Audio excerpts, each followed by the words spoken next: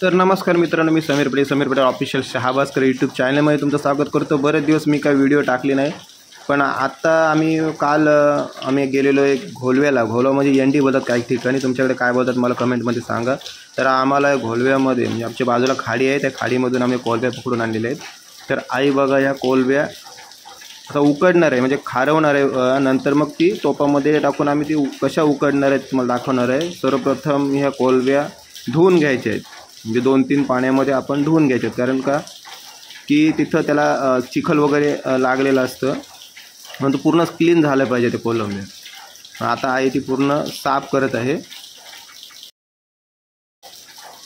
कोलब्या साफ करून झाल्यानंतर हे बघा अशा प्रकारे हे गावठी कोलब्या आहेत, म्हणजे बंदरी कोलब्या नाही आहेत। हे आमच्याकडं बाजूला खाडी आहे, त्या खाडीमध्ये अशा पद्धतीच्या कोलब्या भेटतात। हे टेस्टी एकदम असतात, हे बघा पूर्ण जिवंत आहे। आता बाजूला बघा आमची सँडी बोलते मला पण पाहिजे, मला पण कोलब्या खायचे आहेत। ती पण एकदम तयारीनेच आहे, कधी भेटते एकदा। आता आईने सर्वप्रथम गॅसवर टोप ठेवून त्याच्यामध्ये त्या कोलब्या आपण साफ केलेल्या आहेत, त्याच्यामध्ये आई चवीनुसार मीठ टाकत आहे। मीठ किती टाकायचं काय करायचं आहे, 2 चमचे ते टाकायला पाहिजे मीठ। आता आईने गॅस प्रज्वलित केलेला आहे आणि त्या कोलब्या त्याच्यामध्ये टाकलेल्या आहेत। आता 10 मिनिटानंतर आई त्या कोलब्या बघणार आहे आणि वर खाली का ते प्रेस करणार आहे, कारण खाली लागायला नको म्हणून आपण तो पूर्ण जो टोप आहे तो प्रेस करायला पाहिजे।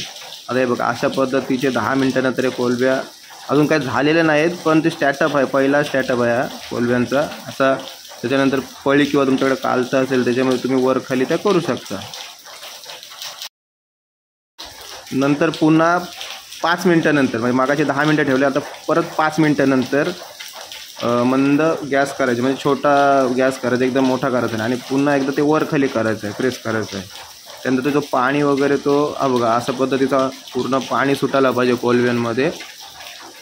आणि पाणी सुटल्यानंतर जो खाली जो राहिलेला पाणी असतो तो काय करायचा, पूर्ण तो बादलीमध्ये तो काढायचा आहे। पाणी अजिबात ठेवायचं नाही, नंतर नाहीतर मग ते पूर्ण त्या अशा चिपचिपीत होतील त्या कोलब्या। ते झाल्यानंतर परत आपण गॅसवर ठेवायचं आहे आणि 5 मिनिटानंतर परत एकदा त्या आपण कोलब्या काढणार आहोत, ते तुम्हाला दाखवणारच आहे पुढे व्हिडिओ। तर मित्रांनो 20 मिनिटानंतर आपल्या कोलब्या झालेल्या आहेत, बघा अशा पद्धतीच्या कोलब्या झालेल्या आहेत, तुम्हाला दाखवणारच आहे मी। हे बघा या अशा कुरकुरीत एकदम कोलब्या आपल्या तयार झालेल्या आहेत 20 मिनिटानंतर। तर मित्रांनो या कोलब्या तुम्ही भाकरीबरोबर खा किंवा भाताबरोबर खा, एकदम टेस्टी आणि जास्त टिकाऊ असतात, कारण ह्या खराब होत नाहीत खारवल्यामुळे, उकडल्यामुळे। तर मित्रांनो व्हिडिओ आवडले असेल तर माझ्या चॅनलला सबस्क्राईब करा। माझ्या चॅनलचं नाव आहे समीर पटेल ऑफिशियल शहाबाजकर। भेटूया पुढच्या व्हिडिओमध्ये।